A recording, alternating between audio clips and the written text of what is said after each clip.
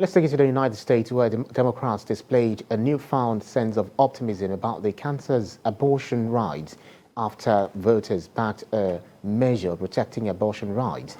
At the White House, President Joe Biden hailed the vote, saying it's a direct result of outrage at the Supreme Court's decision in June to repeal a woman's constitutional right to obtain an abortion.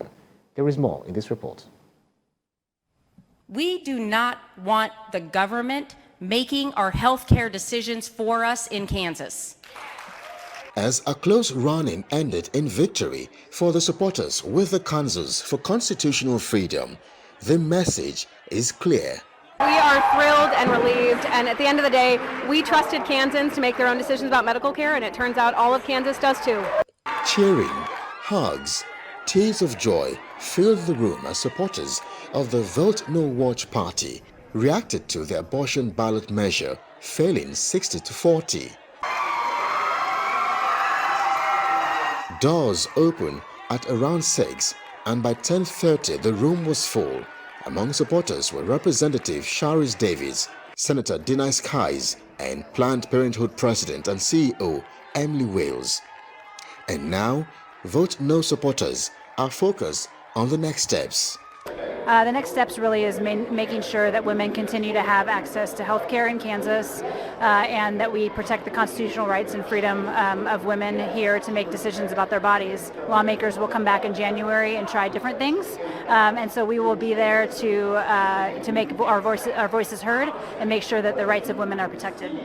Meanwhile, in a swift reaction, the White House says last night's vote was mostly personal decisions.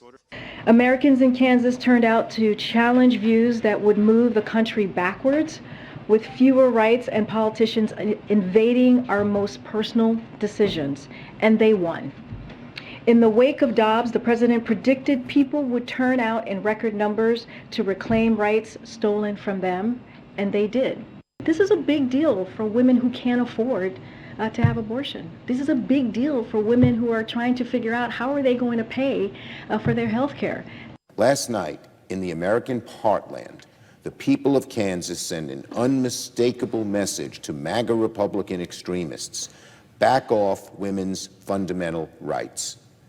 In the first vote on abortion rights since the MAGA Supreme Court's reprehensible decision to take away constitutional rights protected by Roe v. Wade, and which was cheered by many Republicans here in the Senate, voters in Kansas decided by a double-digit margin to preserve the freedom of choice in their state constitution.